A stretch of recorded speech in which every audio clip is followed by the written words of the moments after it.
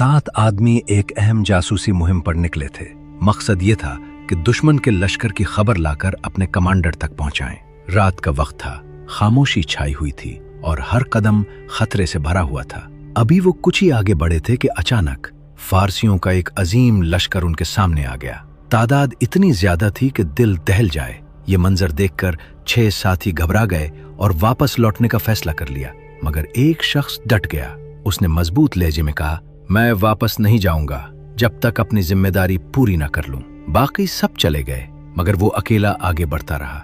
उसके कदमों में खौफ नहीं बल्कि अज़्म था। वो दिलदली जमीन, मुश्किल रास्तों और अंधेरे में छुपता छुपाता आगे बढ़ा, यहाँ तक कि 40,000 के लश्कर के करीब पहुंच गया। रात के सन्नाटे में वो आहिस्ता आहिस्ता लश्कर के अंदर दाखिल हुआ।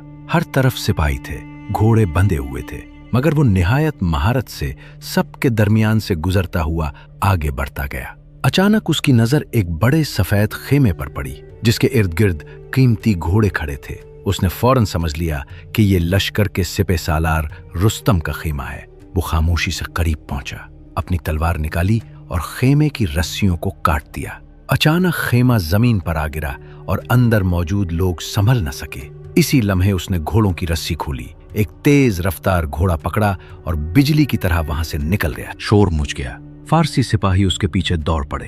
वो कभी तेज भागता, कभी रफ्तार कम कर देता। उसका मकसद सिर्फ बच निकलना नहीं था, बल्कि वो चाहता था कि किसी एक दुश्मन को जिंदा पकड़ ले। आखिरकार 3 सिपाही उसके करीब पहुंचे। उसने घोड़ा रोका, मैदान में उतरा और उनका मुकाबला किया। जबरदस्त लड़ाई हुई। उसने 2 को मार गिराया और तीसरे को जिंदा गिरफ्तार कर लिया। वो कैदी को साथ लेकर इस्लामी लश्कर की तरफ वापस आया और उसे हजरत साद बिन अबी वकास रजी अल्लाह अन्हु के सामने पेश किया।